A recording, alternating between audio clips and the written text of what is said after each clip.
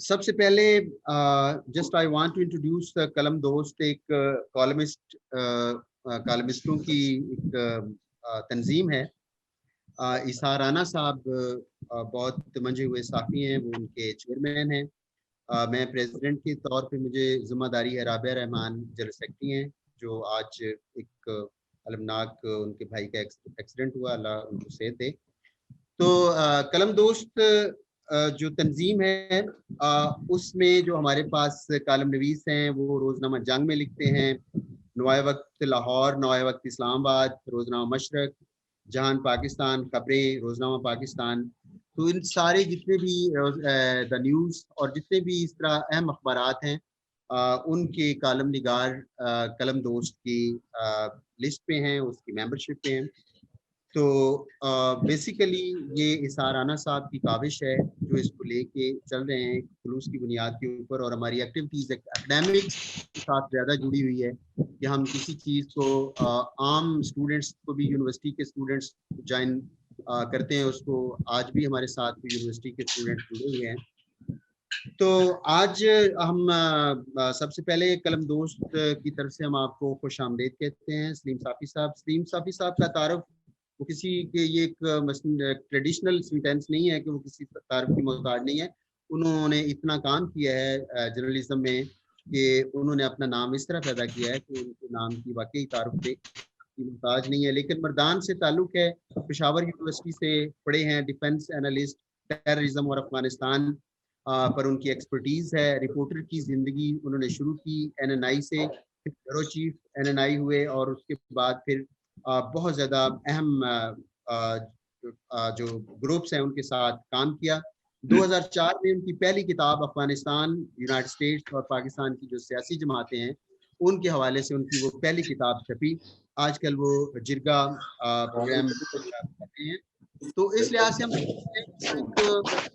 उनकी एक्सपर्टीज है, इसके लिहाज से हमने उनसे रिक्वेस्ट की कि बजाय इसके कि हम खबरों से या अखबारात या टीवी जो टॉक्स हैं उनके जरिए कुछ अफगानिस्तान की करंट सिचुएशन के बारे में जाने, तो हमें डायरेक्ट इंटरेक्शन, क्योंकि मैं पेशावर यूनिवर्सिटी में बोर्ड ऑफ स्टडी का मेंबर रहा हूँ, मुझे पता है वहाँ पे अफगानिस्तान के स्टूडेंट्स कहता रहते हैं। इंटरनेशनल इस्लामिक यूनिवर्सिटी में मैं आता रहा हूँ, वहाँ भी हमारे पास अफगानिस्तान से स्टूडेंट्स होते थे। तो डायरेक्ट वो चीज़ें जो अखबारात में नहीं आती या जिन चीज़ों को कोट नहीं किया जाता, वो भी हमारे जो पेशावर के स्कॉलर्स हैं या मीडिया से जो लोग जुड़े हुए हैं उनके पास ऐसी इंफॉर्मेशन है जो हमारे जो कॉलमिस्ट हैं, जो हमारे मीडिया मैन हैं, उनके लिए बहुत ज़्यादा ये चीज़ एक यूज़फुल हो सकती है।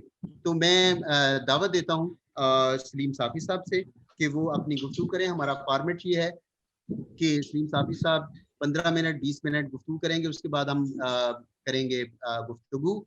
हमारे पास मीर हसन साहब हैं, हामिद खान मशरकी इंग्लैंड से हैं, और अनाबीग और पिंडी से आयशा नूर हैं।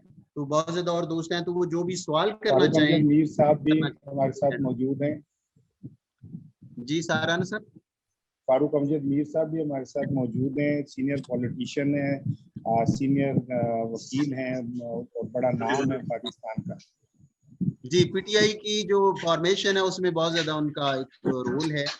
तो बहरहाल इस वक्त जो हमारा जर्नलिज्म के लिहाज से करंट सिचुएशन ऑफ अफगानिस्तान, उसके लिहाज से हम रिक्वेस्ट करते हैं सलीम साफ़ी साहब से कि वो सलीम साफ़ी साहब। बिस्मिल्लाहिर्रहमानिर्रहीम। बहुत शुक्रिया संधू साहब, इसार राना साहब और दीगर जो अहबाब हैं। पहले तो आप सबका शुक्रिया कि आप लोगों ने मुझे समझा। फ़ौरन हाँ इसलिए कर दी क्योंकि मैं समझ रहा था कि मैक्सिमम वही लोग हैं, राना साहब हो गए, आप हो गए, जो हमारे वादों की हैसियत रखते हैं और हम उनसे सीखते हैं। तो मैं सिर्फ आप लोगों को आज बताने की नीयत से बैठा हूँ। पहले भी आप लोगों से रहनुमाई लेते रहें और आज भी अपनी खुशबख्ती समझता हूँ कि आप लोगों के साथ इंटरेक्ट करने का मौका मिल रहा है। और सब लोग जो इस वक्त मौजूद हैं, मेरे ख्याल में कोई एक भी ऐसा नहीं है کہ جو علم میں یا تجربے میں مجھ سے کسی بھی لحاظ سے کم ہوں، سب مجھ سے ہر حوالے سے برتر ہیں، تو میں اس لیے مناسب نہیں سمجھتا کہ آپ لوگوں کو میں کوئی باقاعدہ لیکچر دے سکوں۔ تو جو 15 منٹ آپ لوگوں نے میری گفتگو کے لیے رکھے ہیں، میری وہ بھی گزارش ہوگی کہ وہ بھی سوال جواب ہی کے لیے مختص کر دیے جائیں، بجائے اس کے کہ میں کوئی اپنا فلسفہ جاڑوں۔ جو میرے صرف ایک جو ہمیں حاصل ہے، اس روز مجھے ایک نشست میں بات ہو رہی تھی کہ افغانستان، مجھے کسی نے کہا کہ آپ کیا وہاں پہ رہے ہیں، تو میں نے ان سے کہا کہ نہیں، فرق صرف یہ ہے کہ باقی جگہوں کے لوگ جو ہیں یا ایون ہمارے سائڈ کے بھی، وہ افغانستان کو صرف پڑھتے ہیں یا انالائز کرتے ہیں، ہم نے اس کو بھگتا ہے۔ جب سے ہم پیدا ہوئے ہیں تو ہم افغانستان کو بھگت رہے ہیں، یا افغانستان سے متعلق ہماری جو پالیسی ہے اس کو بھگت رہے ہیں مختلف حیثیتوں میں، دور طالب علمی سے لے کے ابھی تک۔ تو ظاہر بات ہے، جس چیز کو آپ کو بھگتنا پڑتا ہے پھر آپ اس کی کوشش کرتے ہیں کہ خبر بھی زیادہ رکھے۔ تو اس سلسلے میں جو میرے اگر کوئی عملی مشاہدات ہوں یا اس وقت معلومات ہوں تو یقیناً میں آپ کے ساتھ وہ شیئر کرنا چاہوں گا۔ تو میں جی سر۔ ایک پہلا سوال یہ کہ آج افغان کچھ کمانڈرز نے پاکستان سے رابطہ کیا ہے اور ان سے پناہ طلب کی ہے، پاکستان نے بھی انہیں پناہ دے دی ہے، تو میرا پہلا سوال یہ کہ کیا پناہ دینے سے طالبان ناراض ہو سکتے ہیں، اور کیا پاکستان کو اس مرحلے پہ جو افغانستان کی حکومت ہے اور اس کے جو لوگ ہیں جو پاکستان کی طرف رخ کریں گے، ہمیں ان کو پناہ دینی چاہیے؟ دوسرا سوال یہ ہے کہ طالبان نے اب اعلان کیا، بڑی سافٹ پالیسی تھوڑی تھوڑی وہ سامنے لا رہے ہیں، جس میں انہوں نے یہ کہا کہ ہم خواتین کو بھی پردے میں رہ کے تعلیم حاصل کرنے کا موقع دیں گے، اور اس طرح کی کچھ چیزیں۔ تو کیا آپ سمجھتے ہیں کہ طالبان واقعی سیریس ہیں اس بات میں، یا وہ صرف یہ ایک سیاسی طور پہ اس وقت چونکہ وہ چیزوں کو اپنے کنٹرول کرنا چاہ رہے ہیں اس لیے اس طرح کے بیانات دے رہے ہیں؟ کیا واقعی وہ ایک نئے ویژن کے ساتھ سامنے آ رہے ہیں؟ صافی صاحب پلیز، اب ہم آپ کو سننا چاہتے ہیں۔ رانا صاحب، یہ جو پہلا سوال تھا آپ کا کہ پاکستانی بارڈر کراس کرنے والے لوگ یا پناہ طلب کرنے والے، تو یہ افغان جو آرمی ہے یا بارڈر سیکیورٹی فورسز ہے ان کے لوگ تھے، اور جو کہ کنڑ صوبے میں وہ ٹچ کرتا ہے، دو صوبے ان کے بدخشان اور کنڑ، وہ پاکستانی ضلع چترال کو اور دیر وغیرہ کو۔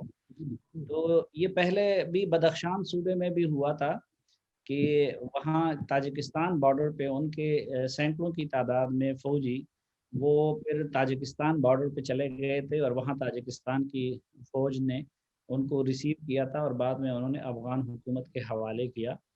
تو یہ جو آج ہوئے ہیں یہ اس سینس میں کوئی ان کے ایک تو جب پاکستان میں ہم کمانڈر کا لفظ استعمال کرتے ہیں تو عموماً ان کے جو جہادی کمانڈرز ہیں ان کے لیے استعمال ہوتا ہے، تو یہ ان کے آرمی کے لوگ ہیں، کچھ ان میں 5 آفیسر بھی ہیں، تو ان کو پاکستانی فوج نے اس سائٹ پہ ویلکم کیا ہے، اور ظاہری بات ہے کہ ان کو پھر مناسب طریقے سے افغان حکومت کے حوالے کیا جائے گا۔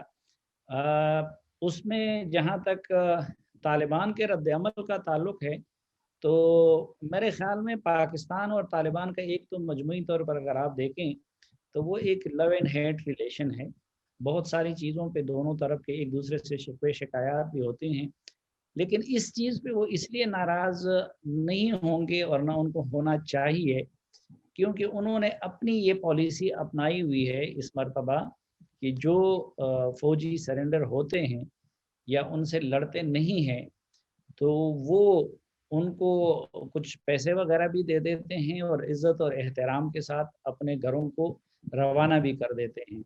مثلا جتنے بھی شمالی صوبوں میں فوجی ان کے سرنڈر کر چکے ہیں، اور پھر یہ جو ہم کہتے ہیں نا کہ افغانستان اور پاکستان کو جدا کرنا ایک دوسرے سے اتنا آسان نہیں ہے، یا یہ جو بات کی جا رہی ہے کہ ہم ریفیوجیز کو نہیں آنے دیں گے، میں بالکل اس کو پاسبل ہی نہیں سمجھتا کہ آپ وہاں سے ریفیوجیز کی آمد کو روک سکیں گے۔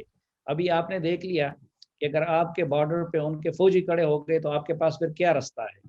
ایک تو جو مختلف ملکوں کی افواج کا ہوتا ہے تو ان کا ایک دوسرے کے لیے وہ ایک احترام کا بھی ایک روایت ہے.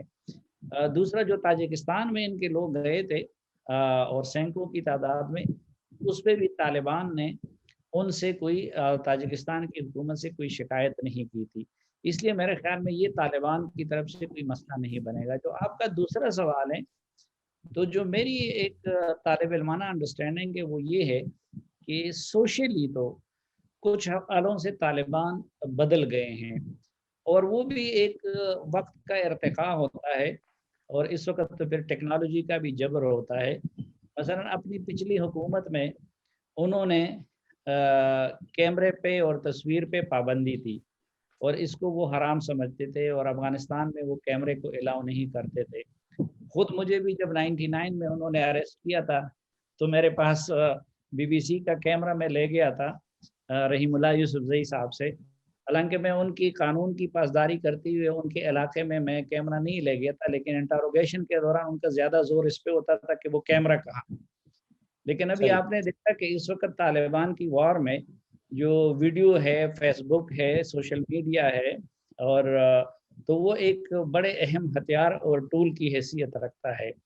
تو ایک تو سوشلی کچھ حوالوں سے وہ تبدیل ہوئے ہیں, لیکن پولیٹیکلی میں نہیں سمجھتا کہ ان کے ہاں کوئی بڑی تبدیلی آئی ہے, کیونکہ وہ ابھی تک اپنی امارت اسلامی پہ اصرار کر رہے ہیں, اور جمہوریت کے لیے وہ کوئی گنجائش نہیں چھوڑ رہے ہیں, یا پارلیمنٹ کے لیے یا آئین کے لیے. تو ایک تو اس حوالے سے جو دیکھے تو کوئی تبدیلی نہیں آئی ہے. دوسرا, طالبان کے اندر بھی 3-4 قسم کی مختلف لہریں ہیں, اور وہ مثلا ایک تو وہ لوگ ہیں جو اس وقت قطر میں بیٹھے ہوئے ہیں اور جو ان کے پولیٹیکل فیسز ہیں. تو جو ہم دیکھ رہے ہیں اس میں سہیل شاہین ہوتا ہے, اس میں ڈاکٹر نعیم ہوتا ہے, اس میں استانکزئی ہوتے ہیں, یا اس میں خود ملا برادر اور یہ لوگ بھی جن کا دنیا کے ساتھ بھی انٹریکٹ ہو گیا, جو اتنے عرصے قطر میں بھی رہے, دوسرے ممالک میں رہیں. تو کچھ ان لوگوں کی سوچ میں کسی حد تک وسعت بہت نظر آتی ہے. پھر دوسری کیٹیگری ان لوگوں کی ہے کہ جن کی فیملیز پاکستان میں ہیں یا ایران میں ہیں, یا پھر اس دوران بھی ان کا باہر آنا جانا اور انٹریکٹ کرنا مختلف طاقتوں کے ساتھ, مختلف ممالک کے ساتھ ان کا رہا ہے. تو وہ پھر آپ یوں سمجھے کہ وہ مڈل میں فال کرتے ہیں. اور تیسرا پھر ایلیمنٹ جو ہے وہ ان کے گراؤنڈ پہ جو ملٹری کمانڈرز ہیں یا پھر ان کے وہاں پہ فالوورز ہیں, تو ان کی سوچ میں اور ان کے اپروچ میں وہی روایتی سختی نظر آتی ہے, اور وہاں پہ مجھے کوئی خاص تبدیلی نظر نہیں آئی ہے. جی فاروق امجد میر, فاروق امجد میر صاحب اپنا مائک ان میوٹ کریں پلیز. فاروق امجد میر صاحب آپ کا ابھی تک ان میوٹ نہیں ہے. جی تھینک یو. جی تھینک یو. پلیز سوال. صافی صاحب, میرا ایک بڑا ایک سوال یہ ہے کہ کیا کوئی ایسی چیز پاسبل ہے, میں پروبیبلٹی نہیں آپ سے پوچھ رہا, پاسبلٹی پوچھ رہا ہوں, کہ افغانستان جو ہے وہ مختلف گروہوں کے ہاتھ میں مختلف علاقے آ جائیں اور وہاں پہ کوئی علیحدہ علیحدہ 2-3 حکومتیں بن جائیں, ایسی پاسبلٹی نظر آتی ہے کوئی؟ دیکھیے میر صاحب, 2 چیزیں ہیں. ایک, افغانستان کی تقسیم کا بہت لوگ بار بار ذکر کرتے ہیں, تو مجھے افغانستان کی لسانی بنیادوں پہ تقسیم کا کوئی امکان نظر نہیں آتا. عام طور پر لوگ یہ سمجھتے ہیں کہ شاید یہ اس طرح کی ڈویژن ہے کہ کابل کے اس پار پختون ہے اور پھر اس دوسری طرف پھر صرف تاجک قومیت ہے. اس میں ایک تو یہ ہے کہ ساؤتھ میں اور ایسٹ میں اگرچہ پختون ہے, کابل پھر سب کا مشترکہ شہر بن جاتا ہے. مثلا آپ دیکھیں کہ کابل میں بھی آپ کو ازبک بھی ملیں گے, تاجک بھی ملیں گے, اکثریت پشتونوں کو ملے گی, لیکن وہاں پہ زبان جو مجموعی طور پر بولی جاتی ہے وہ دری ہے. پھر یہ جس کو ہم نارتھ کہتے ہیں تو نارتھ میں ایسا نہیں ہے کہ ادھر صرف تاجک ہے. آپ جب کابل کے شمال میں جاتے ہیں یا شمال مشرق میں جاتے ہیں تو پروان ہے، کاپیسا ہے، پھر پنشیر ہے، بدخشان ہے. یہ وہ صوبے ہیں جو کہ تاجکوں کے ہیں. لیکن اس سے جڑے ہوئے پھر آپ کو بلخ اور یہ جو اس سے پھر جوزجان اور یہ صوبے ہیں یہ ازبک ہیں. اور پھر آپ کو فاریاب اور اس طرح کے آگے جو صوبوں میں جا کے پھر آپ کو ترکمن لوگ ملیں گے. پھر جو افغانستان کا سینٹر جس کو کہا جاتا ہے تو وہاں پہ ہزارہ کمیونٹی ہیں اور 3-4 صوبے پھر وہاں پہ ہزارہ کمیونٹی ہیں. تو ایک تو یہ ہے کہ ایسا نہیں ہے کہ وہ جو نان پشتون ہے وہ یک زبان ہے، بلکہ اگر آپ پھر جائیں تو ان کا آپس میں جو ٹینشن ہے کیونکہ وہ پڑوسی ہوتے ہیں، کچھ صوبوں میں وہ مشترکہ طور پر بھی رہ رہے ہیں. تو یہ ایک فطری بات ہوتی ہے کہ جو قومیتیں ایک دوسرے کے قریب رہتی ہیں تو وہاں پہ پھر آپ کو ازبک اور تاجک کا ٹینشن وہ پشتون اور تاجک کی ٹینشن کی بنسبت زیادہ نظر آتا ہے. تو ایک تو یہ چیز ہے. دوسرا یہ ایک عجیب کام اور ہوا ہے جو عموماً لوگوں کی نظروں میں نہیں ہوتا کہ مثلاً پختونوں کی اکثریت ساؤتھ اور ایسٹ میں ہے، لیکن قندوز جو ہے وہ ایکسٹریم نارتھ کا صوبہ ہے جو کہ تاجکستان کے بارڈر سے جڑا ہوا ہے، لیکن وہاں پہ پختونوں کی اکثریت ہے. اور جو پختونوں کا ایک پرومیننٹ لیڈر سمجھا جاتا تھا یا ہے گلبدین حکمت یار، ان کا تعلق وہاں سے ہے.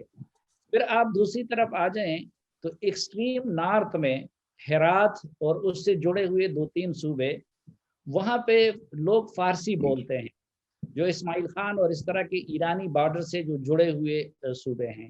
تو یہ ایک عجیب تقسیم ہوئی ہے کہ ایک طرف آپ کو یعنی لوگوں کو ذہن میں یہ نہیں ہے کہ ایکسٹریم نارتھ کا صوبہ جو ہے قندوز وہاں پہ پختون اکثریت میں ہے، اور ادھر دوسری طرف ایکسٹریم ساؤتھ کا جو صوبہ ہے وہ پھر آپ دیکھیں تو یہ جو پختون صوبے ہیں غزنی اور قندھار وغیرہ، ان کے درمیان میں ایک صوبہ ہے دیوکنڈی، وہاں پہ بھی نان پشتون ہے. تو یہ جو چیزیں ہیں یہ میرے خیال میں افغانستان کو تقسیم کی طرف نہیں جانے دے گی. دوسرا ایک اور چیز کہ افغانوں کے ہاں ایک یہ بدقسمتی ہے کہ اگرچہ آپس کی لڑائیوں میں اور آپس کی رقابتوں میں انہوں نے اپنے ملک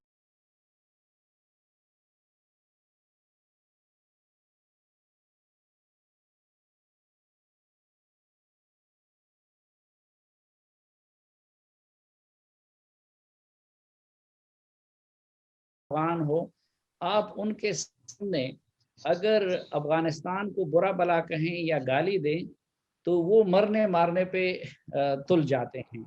پھر اس وقت آپ دیکھیں کہ میں پچھلے 20-25 سال سے دیکھ رہا ہوں کہ افغانستان میں تو میوزک کے لوگ بڑے شوقین بھی ہیں اور میوزک اور اس کا سینس وہاں پہ بہت زیادہ بھی ہے، لیکن عموماً جو وہاں پہ پاپولر ترین گانا رہتا ہے وہ عموماً وہی ہوتا ہے جو کہ افغانستان کا کوئی ملی نغمہ ٹائپ چیز ہوتی ہے.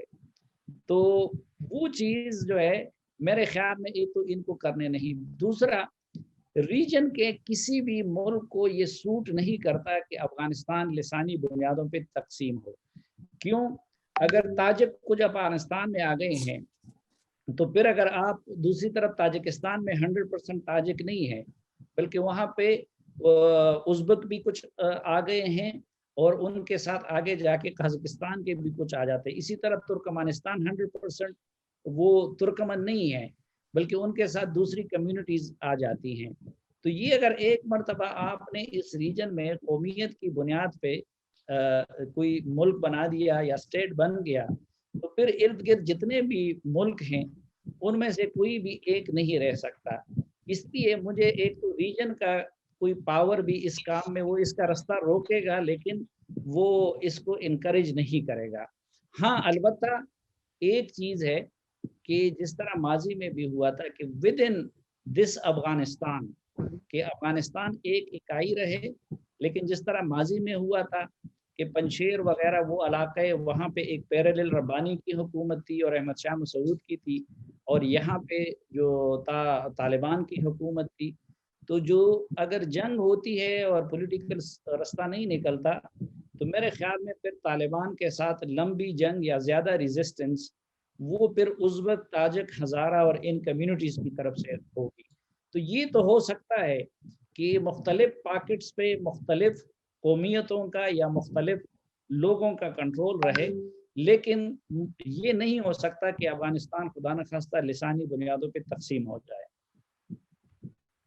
جی حامد خان المشرقی صاحب انگلینڈ میں اس وقت بڑے اچھے رائٹر ہیں، اکثر پی ٹی وی کے اوپر انالسٹ ہیں بڑے اچھے.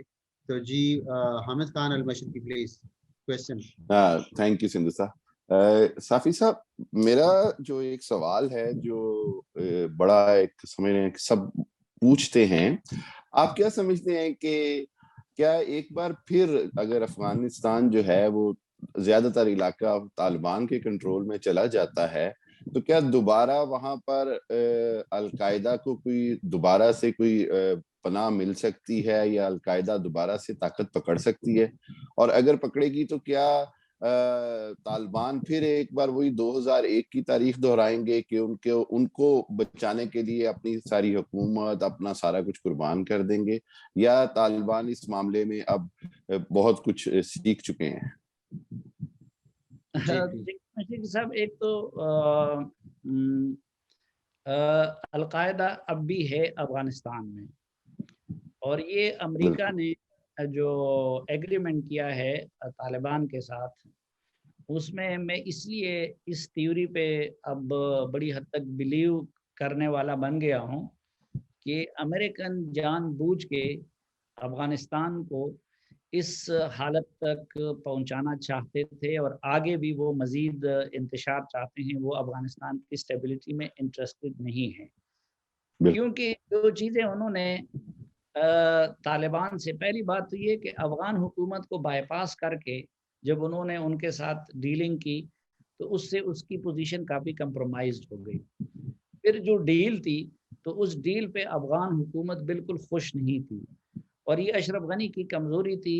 مثلا حامد کرزئی کے دور میں جب یہ کچھ ہو رہا تھا تو انہوں نے اسٹرانگلی اس کو اپوز کیا اور ریزسٹ کیا. یہ قطر کا آفس اس وقت کھل گیا تھا، لیکن انہوں نے غصے میں آ کر امریکیوں کو بھی سنائی، اور یہاں تک ہوا تھا کہ اپنے دفتر سے امریکی سفیر تھے ان کو بے عزت کر کے نکالا، اور قطر سے اپنے سفیر کو واپس بلا لیا اور خود ان کے سفیر کو وہاں پہ بھیج دیا. انہوں نے کہا کہ یہ نہیں ہو سکتا، اگر طالبان نے مذاکرات کرنے ہیں تو پہلے میرے ساتھ کرنے ہوں گے.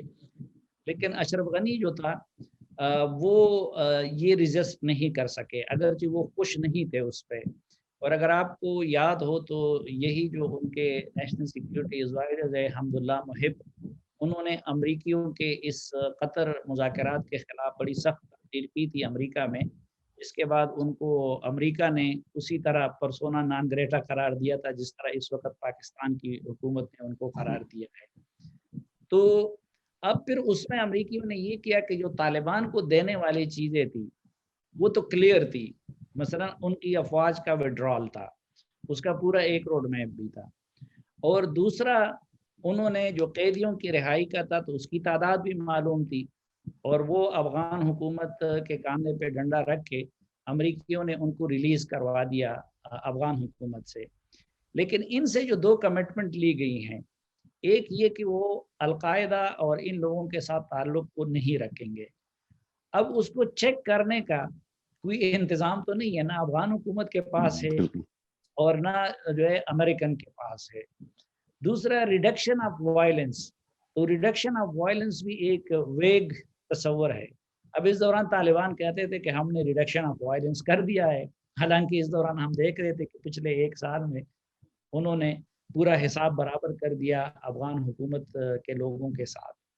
تو البتہ یہ ہے کہ القاعدہ ابھی بھی اگر آپ دیکھیں تو جو اقوام متحدہ کی جو سلامتی کونسل کی جو رپورٹ ہے اس میں بھی وہ فگر بھی دیے گئے ہیں کہ ہزاروں کی تعداد میں القاعدہ کے وابستگان وہاں پہ موجود ہے. داعش کے لوگ اب کم ہیں، ایون جو چینی یوگر ہیں ان کے لوگ بھی موجود ہیں افغانستان میں، اور اسلامک موومنٹ آف ازبکستان کے کچھ لوگ بھی وہاں پہ موجود ہیں. البتہ دو چیزیں اس دوران ہوئی تھی. کہ ایک تو یہ تھا کہ جو ایک مرکزی ثقل تھے اسامہ بن لادن القاعدہ کے لوگوں کے لیے، تو جب ان کو امریکیوں نے مار ڈالا تو اس کے بعد اس پورے ریجن میں جس طریقے سے ان کی وجہ سے پوری عرب دنیا سے وہ عرب نوجوان اس طرف آ رہے تھے، تو وہ سلسلہ پہلے سے وہ ختم ہو گیا ہے۔ دوسرا، القاعدہ کے بہت سارے لیڈر اس دوران پکڑے بھی گئے اور مارے بھی گئے۔ جو ان کی سیکنڈ ٹیئر کی لیڈرشپ تھی اس میں اگر آپ دیکھیں تو ایمن الظواہری اور سیف العدل کے سوا میکسیمم لوگ جو ہیں وہ یا پکڑے گئے تھے یا مارے گئے تھے۔ پھر تیسری ایک چیز یہ ہوئی تھی کہ اس وقت سیریا میں اور عراق میں جو اس طرح کے عرب مجاہدین تھے ان کے لیے اور میدان میسر آ گئے تھے، اور وہ ایک نیچرل تھا۔ مثلا مجھے اگر آپ صحافت کرنی ہے تو یہ ایک فطری سی بات ہوتی ہے کہ اگر میں اس علاقے میں مجھے صحافت کرنے کا موقع ملے، جدھر میری اپنی نسل کے لوگ رہتے ہوں، جدھر میری زبان بولی جاتی ہو، تو میں اس کو پریفر کروں گا۔ تو سیریا اور عراق یہاں پہ چونکہ بہت سارے وینیوز ان کو مل گئے تھے، اب دیکھنا یہ ہوگا کہ کیا، اور اس دوران ایک انٹرسٹنگ چیز جو بڑے لوگوں کو ناقابل یقین معلوم ہوتی ہے، لیکن ایران نے بھی طالبان اور القاعدہ کے ساتھ بڑے قریبی روابط بنائے ہوئے تھے، اور زیادہ تر عرب آنے جانے کے لیے ایران کا روٹ استعمال کر رہے تھے۔ تو ایک تو اب دیکھنا یہ ہوگا کہ وہ لوگ کیا دوبارہ افغانستان کا رخ کرتے ہیں یا نہیں، یا کہ ان محاذوں پہ جہاں پہ زیادہ وہ جا چکے ہیں ادھر مصروف رہتے ہیں۔ دوسرا، طالبان میرے خیال میں نئے آنے والے کو تو ویلکم نہیں کریں گے، لیکن جو پرانے ہیں ان کو نہ پکڑیں گے اور نہ کسی کے حوالے کریں گے اور نہ ان کو اپنی صفوں سے نکالیں گے۔ اور تیسرا، اس میں ایران کا رول اہم ہوگا۔ تو میرے خیال میں مجھے نہیں لگتا کہ فیوچر میں جا کے ایران اسی طرح جو فیسیلیٹیشن کا عمل تھا القاعدہ یا طالبان کے لیے اس کو کنٹینیو کرے گا۔ ہاں، البتہ جو لوگ ہیں یہاں پہ میرے خیال میں وہ حسب سابق موجود رہیں گے، اور ان کے خلاف طالبان جتنا بھی کہیں لیکن لگتا نہیں ہے کہ وہ ان کے خلاف کوئی کارروائی کریں گے۔ جی تھینک یو سلیم صاحب۔ کوشچن نیکسٹ، سلیم صاحب اپنا مائک جو ہے وہ ان میوٹ کر لیں کائنڈلی۔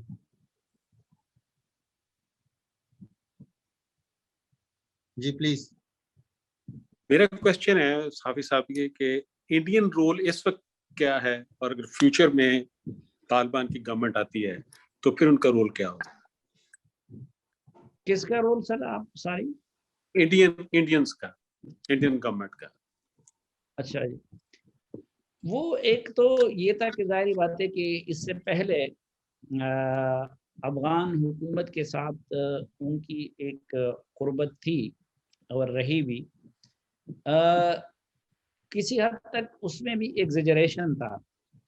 مثلا پاکستان میں یہ کہا جاتا تھا کہ جی انڈیا کے، کوئی کہتا تھا 28 قونصل خانے ہیں، کوئی کہتا تھا کہ 20 قونصل خانے ہیں، حقیقتاً ان کے قونصل خانے وہی 4 تھے۔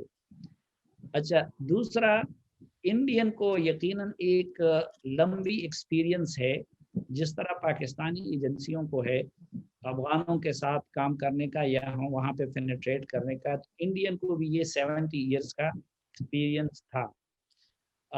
اور اس میں بھی کوئی شک نہیں ہے کہ ہسٹوریکلی بھی جب بھی پاکستان کو موقع ملا ہے تو ہم نے افغانستان سے ان کو بے دخل کرنے کی کوشش کی ہے، اور جب بھی انڈین کو موقع ملا ہے تو انہوں نے افغان سرزمین کو پاکستان کے خلاف استعمال کیا ہے۔ اور جو این ڈی ایس ہے ان کے ساتھ بھی انڈین کی ایک کوآپریشن تھی، اس میں انڈین ایک ہوشیاری یہ کرتے ہیں کہ وہ یہ نہیں دیکھتے کہ کسی کا پاسٹ کیا ہے، اس نے کیا ماضی میں تعلق رکھا ہے، کہاں سے آیا ہے، پاکستان سے آیا ہے، بلکہ کابل میں جو بھی حکومت آ جاتی ہے تو انڈین آ کے ان کو اوبلائج بھی کر لیتے ہیں، ان کو پیسہ بھی دے دیتے ہیں، اور اپنے ڈیولپمنٹل ایکٹیویٹیز میں اپنا سافٹ پاور بڑھا کے تو پھر اس کی آڑ میں اپنا کام وہ کرتے رہتے ہیں۔ تو یہ افغان حکومت اشرف غنی کے دور میں بھی انہوں نے کیا اور اب بھی کر رہے ہیں ان کو۔ تو پاسٹ میں تو جو طالبان کی حکومت تھی تو انہوں نے اپنے زیر قبضہ علاقوں سے انڈین کو اور ایرانین دونوں کو بالکل بے دخل کر دیا تھا، حتیٰ کہ دونوں کی پروڈکٹس پہ بھی پابندی لگائی تھی۔ تو طالبان کے زیر کنٹرول علاقوں میں اب یقیناً انڈین تو اسی طرح کام نہیں کر سکیں گے، یا ان علاقوں کو اسی طرح پاکستان کے خلاف استعمال نہیں کر سکیں گے جس طرح وہ اشرف غنی کے زیر کنٹرول علاقوں میں کیا کرتے تھے۔ لیکن مجھے یہ بھی نہیں لگتا کہ ان کی اور طالبان اور انڈیا کے تعلقات اسی طرح خراب رہیں گے اس طرح کے ماضی میں خراب تھے، کیونکہ ایک تو انڈیا بھی ان کے قریب آنے کی کوشش کر رہا ہے، اور دوسرا جب امریکہ کی طالبان سے دشمنی ختم ہو گئی تو امریکہ کی بھی یہ خواہش رہے گی کہ انڈیا اور طالبان کی وہ دشمنی نہ رہے فیوچر میں۔ لیکن یہ مجھے ایک اندازہ ہے، ابھی وہ غلط بھی ہو سکتا ہے، ٹھیک بھی ہو سکتا ہے، لیکن مجھے لگتا ہے کہ طالبان کی صفوں میں انڈین سے متعلق وہ ہاسٹیلٹی بھی نہیں ہوگی جو ماضی میں تھی، لیکن ایسا بھی نہیں ہو سکتا کہ وہ طالبان کے زیر کنٹرول علاقوں کو پاکستان کے خلاف استعمال کر سکے۔ فی الحال تو اب یہ ہے کہ انڈین بڑے پریشان ہیں، اور ایک تو قندھار اور مزار شریف وغیرہ سے انہوں نے اپنے سفارتی عملے کو بھی نکال دیا، اور جو ان کے اسپیشل ایکٹیویٹیز کے لیے ان کے انٹیلیجنس کے لوگ تھے وہ بھی زیادہ تر یا تو کابل تک کنفائن ہو گئے ہیں یا پھر افغانستان سے نکل گئے ہیں، اور ابھی وہ اپنے لیے کوئی رستہ تلاش کر رہے ہیں۔ ایک تو وہ انتظار کر رہے ہیں کہ افغانستان کا اونٹ کس کروٹ پھیلتا ہے، اگر تو افغانستان میں جنگ ہوتی ہے اور انتشار ہوتا ہے تو وہ پھر انڈین جیسی قوتوں کو سوٹ کرتا ہے، کیونکہ وہ پھر اس میں جب تندور گرم ہو تو اس میں ہر کسی کے لیے پھر اپنی اپنی روٹی لگانا آسان ہوتا ہے۔ ہاں البتہ اگر ادھر کوئی پولیٹیکل سیٹلمنٹ کے ذریعے حکومت بنتی ہے اور اس میں طالبان کو ایک ڈومیننٹ رول مل جاتا ہے تو اس صورت میں انڈیا کے لیے مشکل ہوگا کہ وہ اس پیمانے پہ افغانستان کو پاکستان کے خلاف استعمال کر سکے جس طرح کہ وہ پچھلے سالوں میں کرتا رہا۔ جی نیکسٹ اشرف شریف صاحب 92 نیوز میں ایڈیٹوریل میں ہوتے ہیں، کالمسٹ ہیں۔ اشرف شریف صاحب کوشچن پلیز۔ جی سر، آپ اپنے مائک ان میوٹ کر لیں پلیز۔ اشرف شریف صاحب آپ کا مائک بند ہے، اس کو ان میوٹ کر لیں۔ اشرف شریف صاحب آپ کا مائک بند ہے۔ جی اب ٹھیک ہے، آواز آ رہی؟ اب آواز آ رہی ہے، تھینک یو، پلیز کوشچن۔ جی بہت شکریہ ڈاکٹر صاحب آپ کا، صاحب چیئرمین صاحب آپ کا شکریہ۔ صافی صاحب تشریف لائے، یقیناً ہمیں بہت کچھ سے نئی خبر کی شکل میں معلومات ملنے کی امید ہے، مل بھی رہی ہے۔ صافی صاحب سوال یہ ہے کہ پاکستان کی موجودہ جو قیادت ہے اور جو لوگ ہیں وہ میاں نواز شریف کی حالیہ ایک ملاقات ہے اس پہ بڑے تحفظات کا اظہار کر رہے ہیں۔ یہ ملاقات اس حوالے سے زیادہ اس پہ خدشات ظاہر کیے جا رہے ہیں کہ میاں نواز شریف کی کوئی ایسی ٹریک ٹو ڈپلومیسی والی کوئی حیثیت اس وقت ہمیں دکھائی نہیں دیتی کہ جس کا ایک جواز پیش کیا جا سکے کہ اس حوالے سے ایک سیکنڈ آپشن کے طور پہ ان سے کوئی مشاورت کی جا رہی ہے۔ اور جو لوگ ان سے ملے ہیں ان کے پاکستان کے حوالے میں سے جو ویوز ہیں وہ آپ بخوبی جانتے ہیں کس طرح کے ہیں، اور کیا یہ ممکن ہے کہ مستقبل میں کوئی ایسا نقشہ بن رہا ہو کہ جس میں مسلم لیگ نون کی قیادت کا کوئی کردار ہو، یا پھر اسے کسی اور حوالے سے اس ملاقات کو دیکھا جا سکتا ہے؟ جی صافی صاحب۔ دیکھیں سر، اس وقت ایک یہ ہے کہ کسی کو کوئی اندازہ نہیں، اس وقت آپ دیکھیں پاکستان اپنی جگہ پہ پریشان ہے، ایران اپنی جگہ پریشان ہے، تاجکستان، ازبکستان، ترکمانستان اپنی جگہ پریشان ہے، افغان اپنی جگہ پہ سب سے زیادہ پریشان ہے۔ وجہ اس کی دو ہے۔ ایک تو یہ ہے کہ امریکن نے سب کو سرپرائز دیا ہے انکلوڈنگ خود طالبان کو. مثلا آپ دیکھیں کہ طالبان بھی اس وقت گورننس کے لیے کوئی ان کی تیاری نہیں تھی. یہ چیز ان کے بھی وہم و گمان میں نہیں تھی. کئی اضلاع ایسے ہیں کہ جو ان کی فوج نے خالی کر دیے ہیں لیکن طالبان وہاں جا نہیں رہے, یعنی اس پہ قبضے کے لیے بھی نہیں جا رہے. تو پاکستان کے لیے بھی سب سے بڑا جو سرپرائز اس وقت, مثلا پاکستان میں لوگوں کی ایک بڑی آرزو تھی کہ جی طالبان کو کامیابی ملے, لیکن اس وقت سب سے زیادہ پاکستان کو اصل جو لوگ ہیں چلانے والے وہ حیران ہیں اور پریشان ہیں. اور سب سے زیادہ اس وقت پاکستان کے وہ لوگ کوشش کر رہے ہیں کہ طالبان کابل پہ چڑھائی نہ کر دے اور طالبان ایکسکلوسیولی اپنی حکومت قائم کرنے پہ اصرار نہ کر لے. تو کیونکہ سب کو یہ ڈر اب لگ گیا ہے کہ شاید امریکی جو ہے جان بوجھ کے یہ سب کچھ کروانا چاہتے ہیں اور تاکہ افغانستان میں انتشار ہو, اور اس کے بہت سارے اشارے بھی ملتے ہیں. مثلا یہی افغان فوج تھی, یہ آپ 2 سال یہی فوج طالبان سے لڑتی رہی اور امریکن آپریشنل فارم سے بہت پہلے نکل گئے تھے.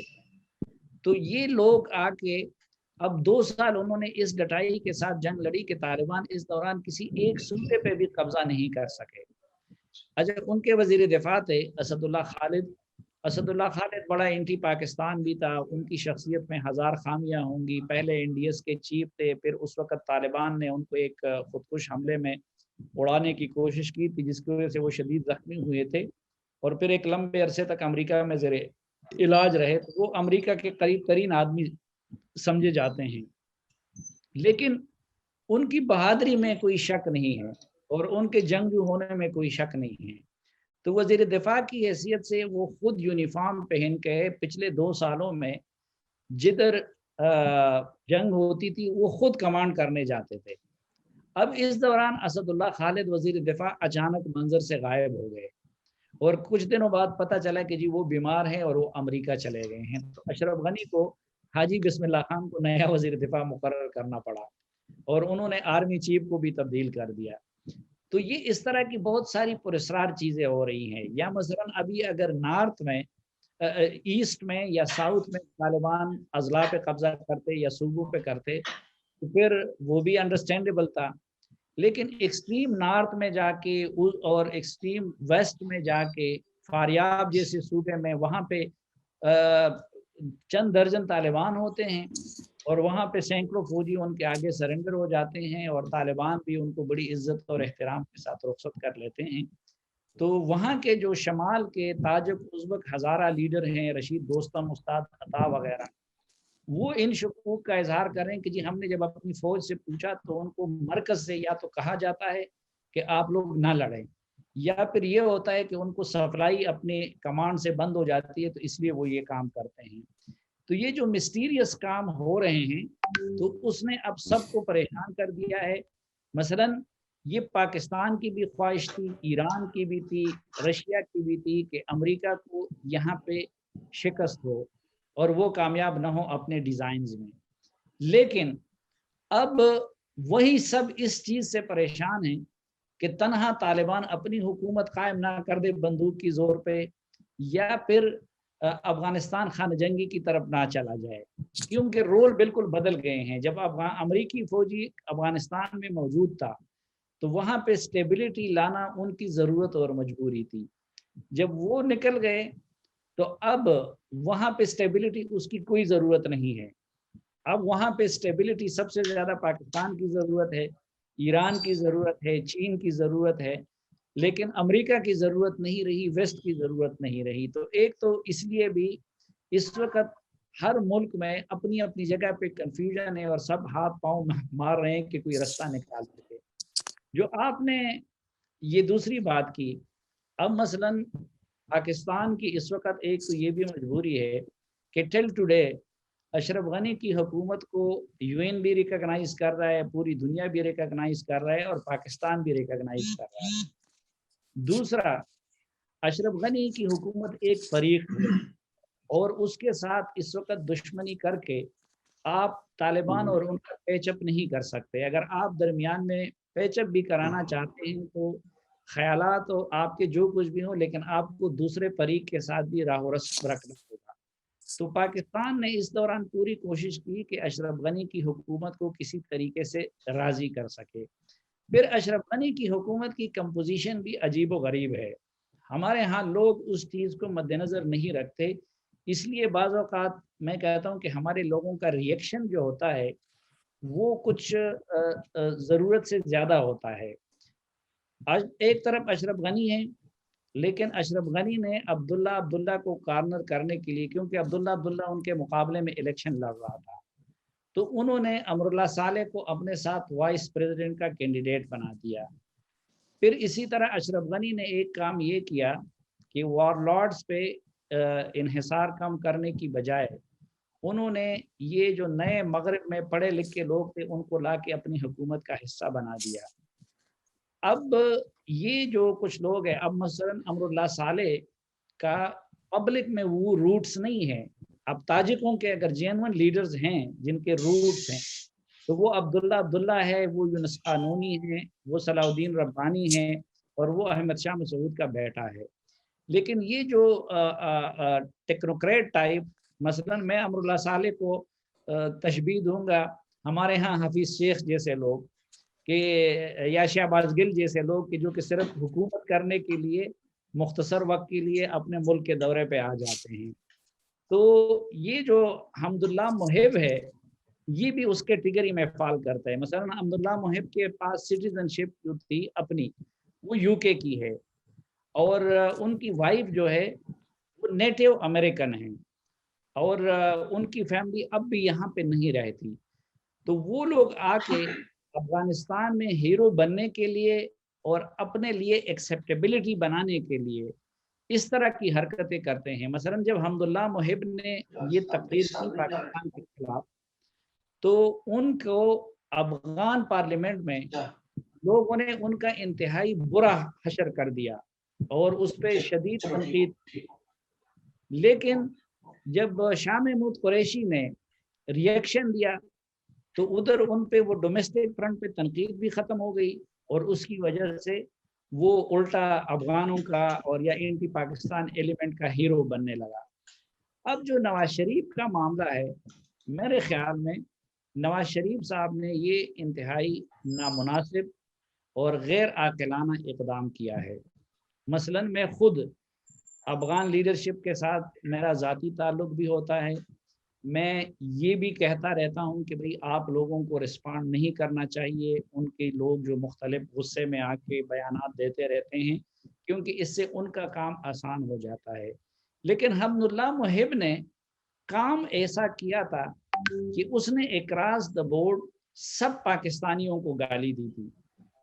مثلا میں افغانستان میں بہت سارے لوگوں کو کرٹیسائز بھی کرتا ہوں، ان پہ تنقید بھی کرتا ہوں، لیکن بحیثیت ملک میں افغانستان کی بھی رسپیکٹ کرتا ہوں، افغان قوم کی بھی کرتا ہوں، ان کے جھنڈے کی بھی کرتا ہوں، اور ان کے ترانے کی بھی کرتا ہوں، اور ہر ملک کا ہمیں کرنا چاہیے. حمداللہ محب نے پاکستانی بارڈر کے قریب ننگرہار میں آ کے اس نے جو الفاظ استعمال کیے تھے، یعنی میں اپنی زبان پہ میں نے ان کے خلاف بھی یا نواز شریف کے خلاف جو ویڈیو بلاگ بھی کیا اس میں بھی میں نے وہ الفاظ استعمال نہیں کیے کیونکہ وہ میرے منہ پہ نہیں آ سکتے کہ پاکستان کے بارے میں. اب اس نے پاکستانی تو آپ بھی ہیں،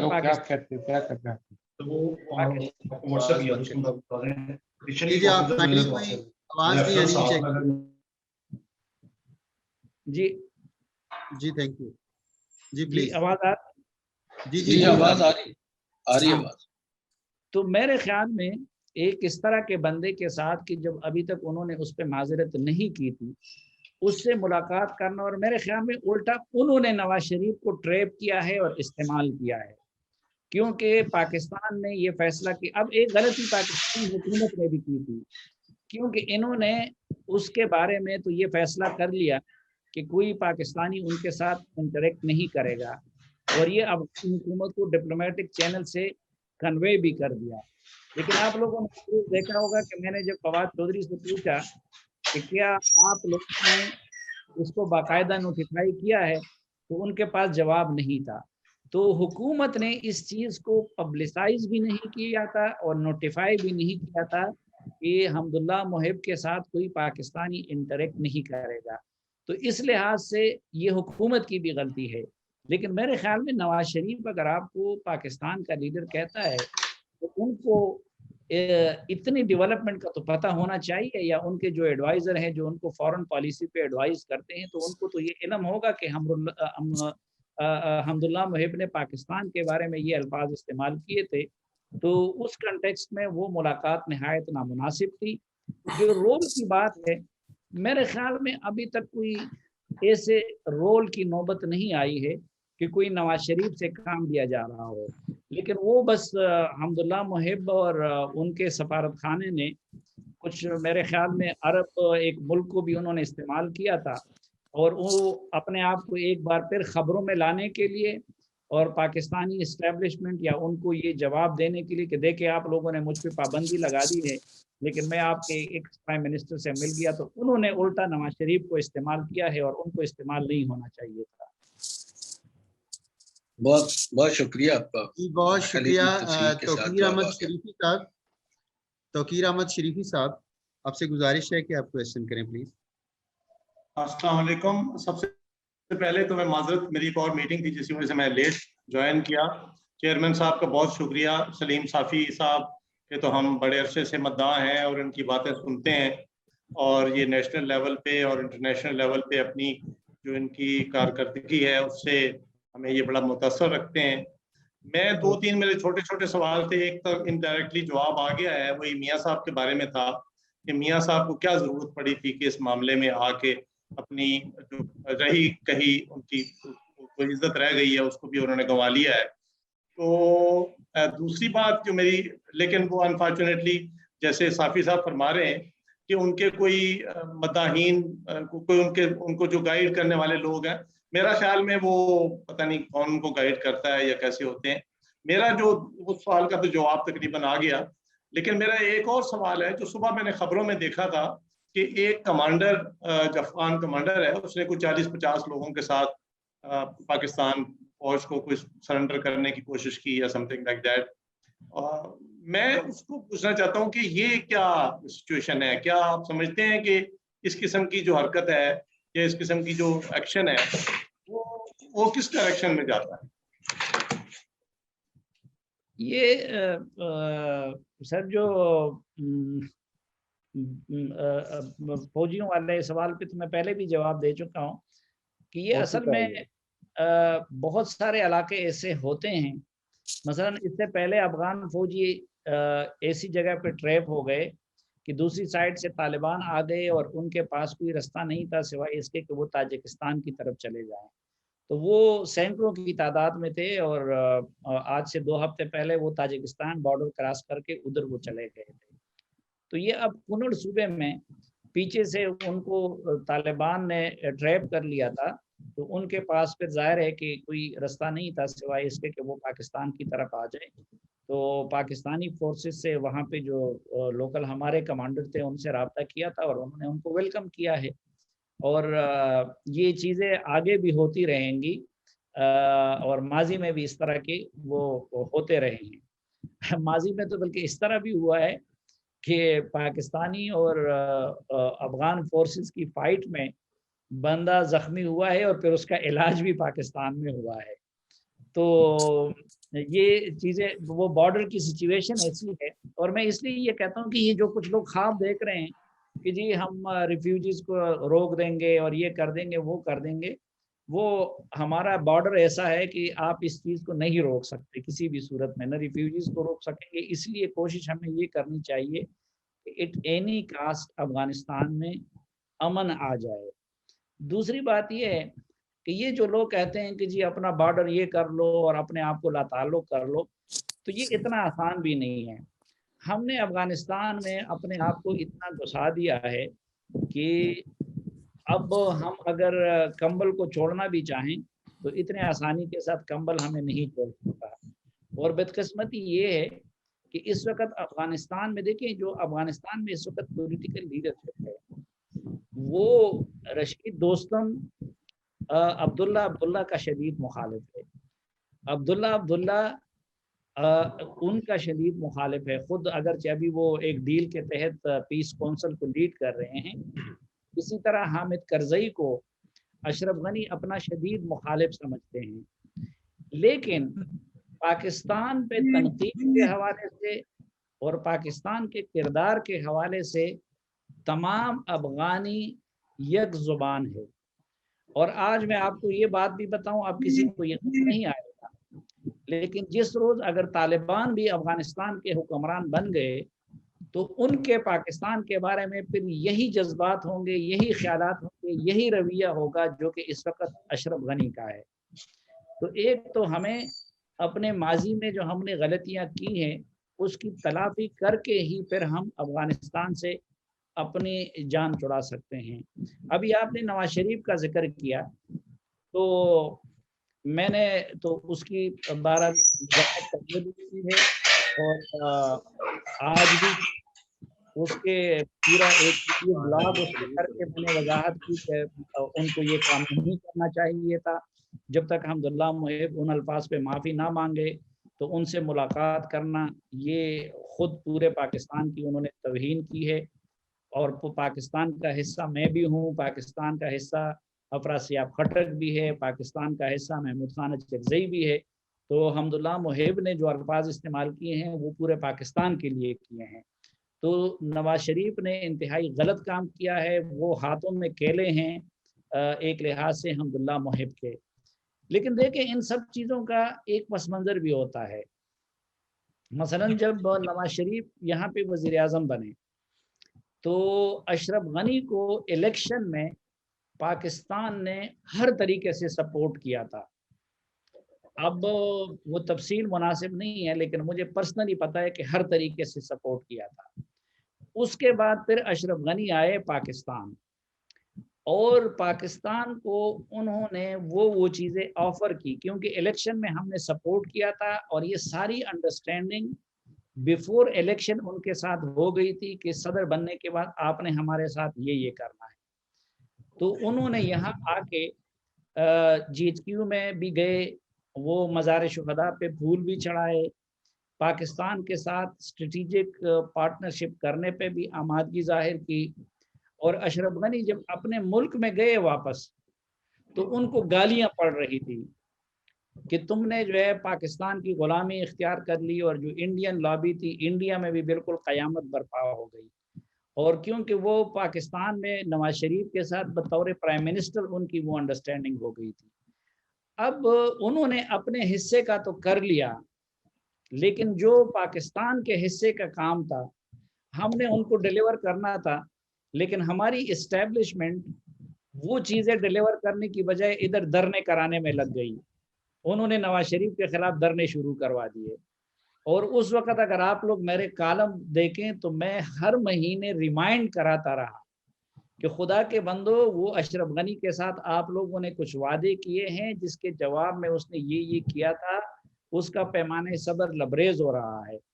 لیکن ان دھرنوں کی وجہ سے نہ تو پاکستانی اسٹیبلشمنٹ ان کو وہ چیزیں ڈیلیور کر سکی, نہ میڈیا کی اس طرف توجہ رہی, اور نہ نواز شریف پھر اپنے بچانے میں لگ گیا اور وہ بھی اشرف غنی کے سامنے امبیرس ہو گیا. تو اصل میں یہ چیزیں بھی کچھ ہوئی ہیں جس کی وجہ سے ہمارے پولیٹیکل لیڈرز جو ہیں وہ ان کے دلوں میں بھی اپنے حصے کا ایک غصہ ہوتا ہے. مثلا اس سارے عمل نے بہت شرمندہ کیا نواز شریف کو اشرف غنی کے سامنے. جی عائشہ نور کا لاسٹ کوشچن ہے. عائشہ نور پلیز. جی السلام علیکم سر. وعلیکم السلام. آپ کو میری آواز آ رہی ہے؟ آواز جی آواز آ رہی ہے. پلیز کوشچن کریں پلیز. جی السلام علیکم سر. سلیم صافی صاحب, میرا آپ سے یہ سوال ہے کہ کیا ترکی کی حکومت کو کابل ایئرپورٹ سیکیورٹی قبول کرنی چاہیے ملکی انخلا کے بعد یا نہیں کرنی چاہیے؟ یعنی امریکی انخلا کے بعد ترکی کو کابل میں اور افغانستان میں کوئی کردار ادا کرنا چاہیے یا نہیں کرنا چاہیے؟ جی تھینک یو. Thank you. میرے خیال میں دیکھیں اب اللہ جانتا ہے کہ آگے کیا ہوگا، لیکن میرے خیال میں یہ جو ترکی کی حکومت جس چیز پہ اصرار کر رہی ہے یہ بہت غلط کر رہی ہے، اور یا وہ کیونکہ اس معاملے میں وہ امریکہ کے جو ارادے ہیں یا جو عزائم ہیں، تو لگتا ہے کہ ترک لیڈرشپ اس کا دانستہ یا نادانستہ حصہ بننے جا رہی ہے۔ مثلا یہ تو اب کوئی بات ڈکی چھپی نہیں رہی کہ اصل مسئلہ جو ہے وہ یا جو امریکن کی پریارٹی ہے، یا جو افغانستان میں انہوں نے یہ سب کچھ کر لیا اور افغانستان کو چھوڑ رہے ہیں، تو وجہ اس کی یہ کہ وہ سارا کنسنٹریٹ کرنا چاہتے ہیں فیوچر میں چائنا کو کارنر کرنے پہ۔ اب چائنا کو کارنر کرنے کا یا سی پیک کو ناکام بنانے کا ایک آسان طریقہ یہ ہو سکتا ہے کہ آپ افغانستان کو انتشار کی طرف لے جائیں۔ اسی لیے امریکی اتنے بے وقوف تو نہیں ہو سکتے، کیونکہ جنیوا معاہدہ کا ایک ایکسپیرینس ہمارے سامنے تھا کہ اس وقت نجیب حکومت اور مجاہدین کی صلح کرانے سے پہلے جب سوویت افواج نکل گئی تو وہ سارا پھر انتشار کی طرف چلا گیا۔ حالانکہ اس سے پہلے اگر پاکستان اور امریکہ جیسی طاقتیں مجاہدین کو پریشرائز کرتی اور وہ روس، سوویت یونین، ڈاکٹر نجیب کو تو بہت ایزیلی حل ہو سکتا تھا۔ ابھی بھی میں آپ کو درجنوں مثالیں دے سکتا ہوں کہ حامد کرزئی نے اور اس کے بعد اشرف غنی نے طالبان کے ساتھ مصالحت کی درجنوں مرتبہ کوششیں کی، اور پاکستان نے بھی اس میں فیسیلیٹیشن کی، لیکن امریکیوں نے اس کو کرنے نہیں دیا۔ اور پھر امریکی جو بار بار کہتے تھے کہ ہم 90 کی غلطی کو نہیں دہرائیں گے، انہوں نے اس غلطی کو دہرا دیا اور سوویت یونین سے بھی نہایت ورس شکل میں دہرا دیا۔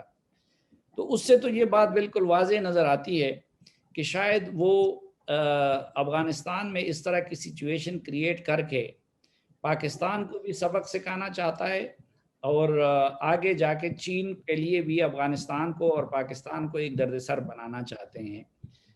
اب یقیناً اس وقت طیب اردگان صاحب کے ذہن پہ ایک بات یہ سوار ہے کہ وہ امت مسلمہ کا لیڈر بننا چاہتے ہیں، لیکن اس سے بڑھ کے وہ ترک قومیت کی بنیاد پہ بھی عمل کر رہے ہیں۔ مثلا انہوں نے اگر آذربائیجان کو سپورٹ کیا تو اس کا بڑا محرک یہ تھا کہ یہ جو ازبک ہیں، ترکمن ہیں، یا آذربائیجان کے لوگ ہیں، یا چائنا کے سنکیانگ صوبے کے یوگر ہیں، یہ سارے ترکیوں نسل لوگ ہیں، اور لگتا یہی ہے کہ طیب اردگان ادھر آ کے بھی اپنے لیے ایک رول پیدا کرنا چاہتے ہیں۔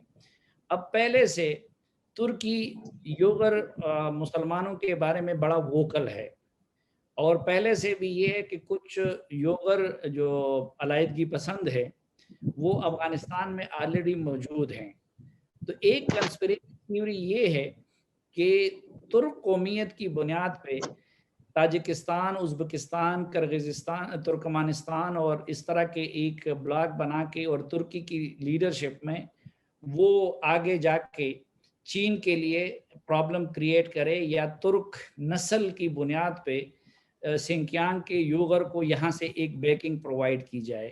لیکن اگر یہ ساری کنسپریسی تھیوری بھی ہو اور اس میں کوئی وزن نہ بھی ہو، تو ظاہر ہے کہ دیکھیں کہ ترکی کے لیے یا اس طرح کے ملکوں کے لیے چاہیے کہ وہ افغانستان میں میڈیٹر کے رول میں رہے، اور آپ میڈیشن تبھی کر سکتے ہیں کہ جب آپ فریق نہ بنیں۔ تو اب ایک تو پہلے یہ ہے کہ طالبان، چونکہ رشید دوستم طالبان ان کو اپنا شدید مخالف سمجھتے ہیں، اور رشید دوستم کے ساتھ بڑی قربت ہے ترکی کی، اور دوسرا اب طالبان یہ کہتے ہیں کہ ترکی ایک تو نیٹو کا حصہ تھا، اور پہلے سے کابل ایئرپورٹ کی سیکیورٹی اگر ترکی کے پاس ہے تو وہ being a part of NATO ان کے پاس ہے۔ تو وہ کہتے ہیں کہ پہلے ان کا انخلا بھی اس معاہدے کے تحت مکمل ہونا چاہیے۔ تو اب جب ترکی اس کو اصرار کر رہا ہے تو اس کو طالبان نے مخالفت کر لی، اور جواب میں پھر طیب اردگان نے بھی بہت سخت۔ تو اگر طیب اردگان ترکی کا طالبان کے ساتھ تصل ہوتا ہے تو یہ بھی نہ افغانستان کے لیے اچھا ہے، نہ ترکی کے لیے اچھا ہے، نہ امت مسلمہ کے لیے اچھا ہے۔ اور دوسری بات کہ اگر وہ دوسری کنسپریسی تھیوری کا خدا نخواستہ حصہ بنتا ہے تو وہ تو پھر بہت زیادتی ہوگی خود ترکی کے ساتھ بھی اور اس ریجن کے ساتھ بھی۔ تو اس لیے میرے خیال میں ان کو یہ اصرار نہیں کرنا چاہیے کابل ایئرپورٹ پہ، جب سارے افغانوں کو تو ان کے رحم و کرم پہ چھوڑا جا رہا ہے تو پھر صرف ایک ایئرپورٹ کی کیوں اتنی فکر ہے؟ جی تھینک یو۔ اس سے پہلے کہ میں اسحاق رانا صاحب کو اختتامی کلمات کے لیے کہوں، تو جیسے میں نے آپ سے عرض کیا تھا کہ یونیورسٹیز کے مختلف اسٹوڈنٹس اور پروفیسرز ہمارے ساتھ جڑے ہوئے ہیں، تو ڈاکٹر اصغر یزدانی کا تعلق چونکہ جیو گروپ سے ہے، جیو ٹی وی کے اوپر خبرناک میں کام کرتے ہیں ڈاکٹر اصغر یزدانی صاحب، تو ان سے گزارش ہے وہ سوال کرنا چاہتے ہیں، پلیز اصغر یزدانی۔ جی السلام علیکم۔ وعلیکم السلام۔ اچھا صافی صاحب، گزارش یہ ہے کہ ایک تو مختصر سی باتیں ہیں کیونکہ اب کانفرنس اپنے اختتامی مراحل میں ہے۔ پہلے جب امریکہ نے یہاں افغانستان میں اپنا عمل دخل شروع کیا، اس وقت تو القاعدہ، اسامہ بن لادن، ایمن الظواہری اور ان کی جو مین سٹریم لیڈرشپ تھی، ان کے کہا جاتا تھا ان کو پناہ دے رکھی ہے اور واضح طور پر ان کے ساتھ تھی۔ آپ کی نظر میں، آپ کی بڑی گہری نظر ہے ان کے معاملات میں، آپ کے خیال میں اس وقت کیا طالبان اور القاعدہ ایک ہی ہیں اور القاعدہ کا وجود ہے، اور کس درجہ یہ اپنا اثر و رسوخ رکھتے ہیں؟ ایک بات۔ دوسری مختصر سی بات یہ ہے کہ ہم اپنی بڑی بڑی لمبی ایک تھیوریز کہتے ہیں کہ امریکہ یہ مفاد حاصل کرنا چاہتا ہے۔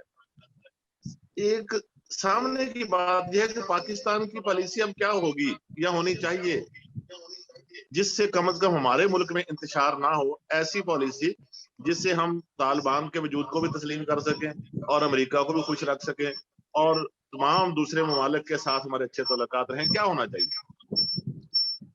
ڈاکٹر، پاکستان کا مسئلہ یہ ہے کہ پاکستان کی افغانستان سے متعلق کوئی پالیسی ہی نہیں ہے، تو میں تو صرف یہ کہتا ہوں کہ پاکستان افغانستان سے متعلق کوئی پالیسی بنائیں جو پرو ایکٹیو ہو، نہ کہ ری ایکٹیو ہو۔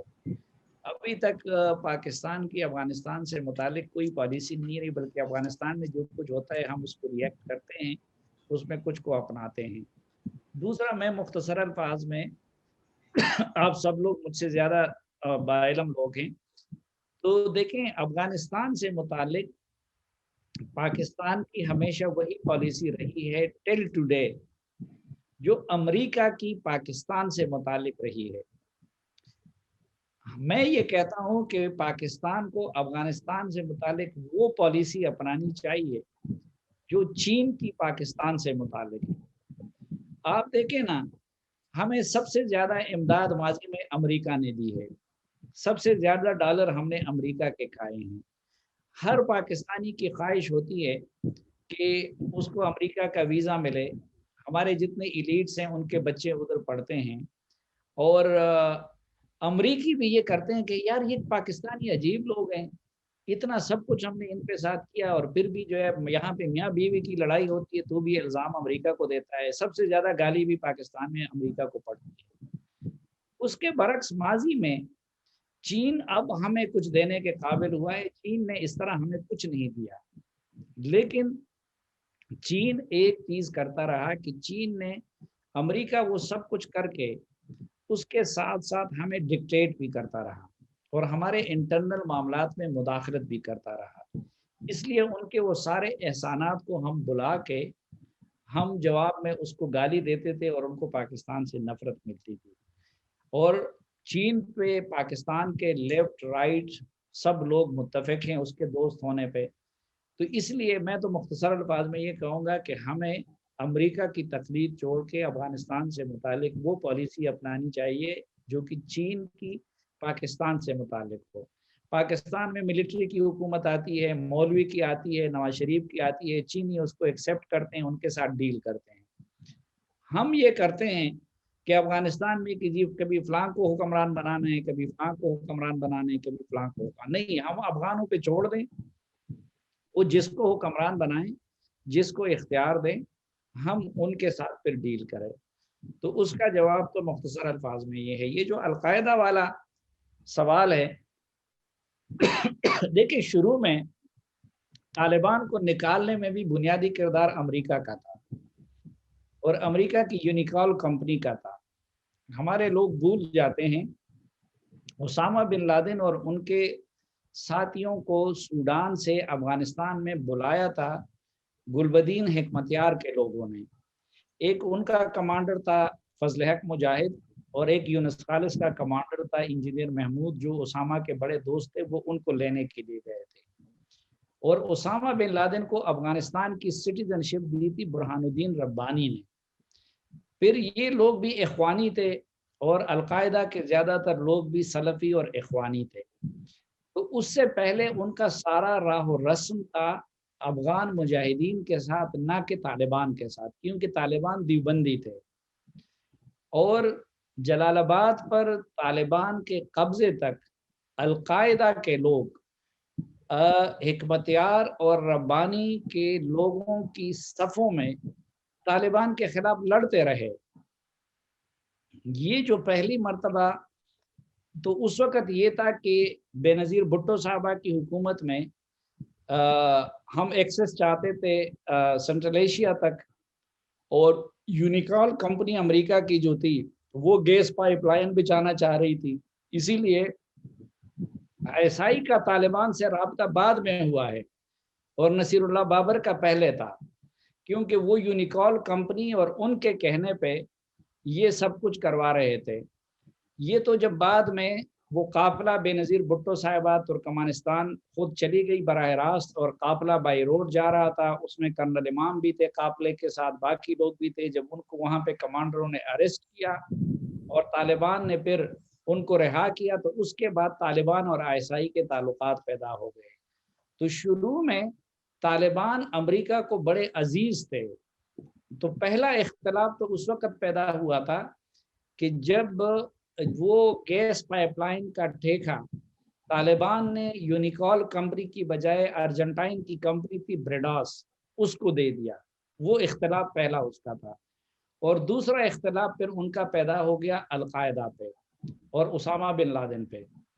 تو اب طالبان نے بہرحال جو ایگریمنٹ کیا ہے، یہ لوگ کہتے ہیں نا صرف امریکی اپنے موقف سے پیچھے نہیں ہٹے ہیں، طالبان بھی اپنے موقف سے پیچھے ہٹے ہیں. اس وقت اب آگے جا کے عملاً وہ القاعدہ سے تعلق توڑتے ہیں یا نہیں، میرا اپنا خیال یہ ہے کہ نہیں توڑ سکیں گے. لیکن اس وقت امریکہ اور دنیا کا ڈیمانڈ یہ تھا کہ آپ القاعدہ سے تعلق توڑ دیں. اس وقت نہیں کر رہے تھے، لیکن اب انہوں نے ریٹن معاہدے میں امریکیوں کے ساتھ یہ وعدہ کیا ہے کہ ہم القاعدہ کے ساتھ تعلق توڑیں گے اور ان سے راہ و رسم نہیں رکھیں گے اور افغان سرزمین کو القاعدہ یا کسی اور تنظیم کو استعمال کرنے نہیں دیں گے. تو پسپائی دونوں نے اپنے سابقہ موقف سے اختیار کی ہے.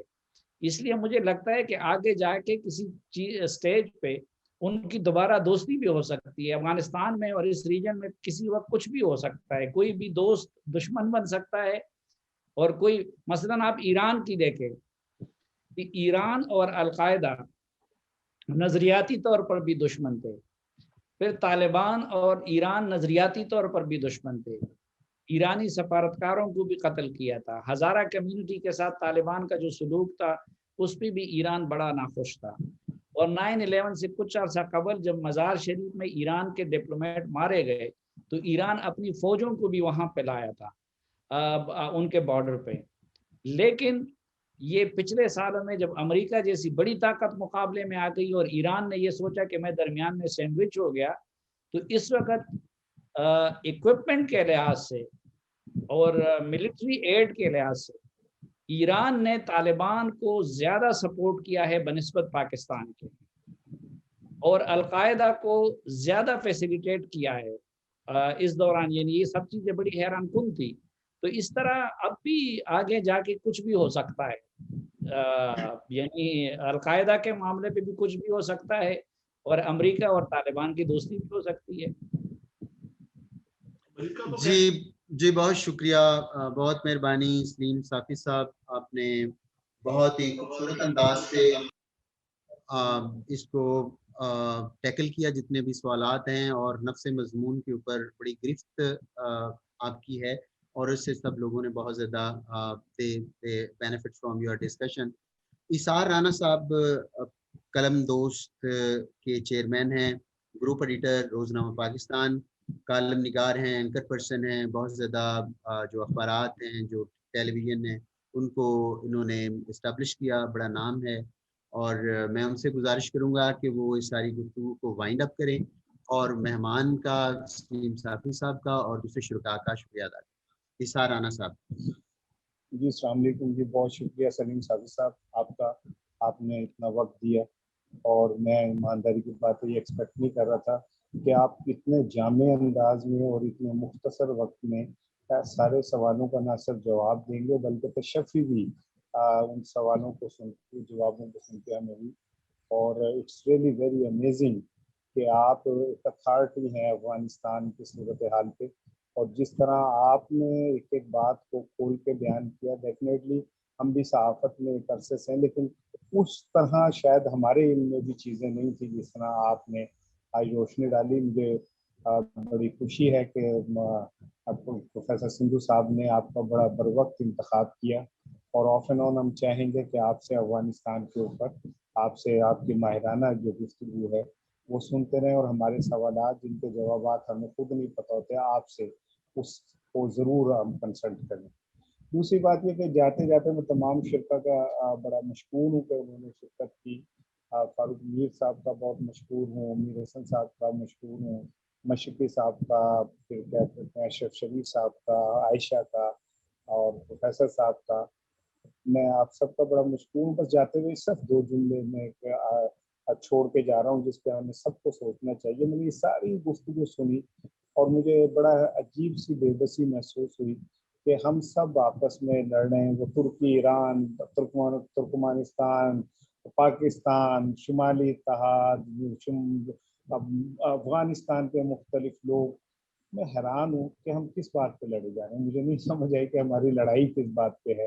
اور جس نے لڑائی کی وہ گھر جا کے بیٹھ گیا، اور مسلمان چاروں طرف سے، وہ ترکی کہتا ہے کہ میں نے ایئرپورٹ پہ بیٹھنا ہے، ایران کہتا ہے کہ القاعدہ تم لے لو، یہ پاکستان کہتا ہے یہ کس چیز کے لیے لڑ رہے ہیں، مجھے نہیں سمجھ آئی۔ اور ایک امریکہ کس خوبصورتی سے تمام مسلمانوں کو آپس میں لڑا کے، مارنے والا بھی اللہ اکبر کہتا ہے، مرنے والا بھی اللہ اکبر کہتا ہے۔ پاکستان میں بھی آگ لگتی ہے تو مسلمان مرتے ہیں، افغانستان میں بھی مسلمان مرتے ہیں، ایران میں بھی مسلمان مرتے ہیں، ترکی میں بھی مسلمان مرتے ہیں، اور ہم یہ طے نہیں کر پا رہے کہ ہم کیوں مار رہے ہیں اور کیوں مر رہے ہیں، اور آخر اس سارے کا فائدہ مسلمانوں کو، امت مسلمہ کو کیا ہے، اور اس کا فائدہ ان لوگوں کو کیا ہے جو اس ملک، جو اس دھرتی میں آگ بچھا کے اپنے گھر جا کے بیٹھ گئے۔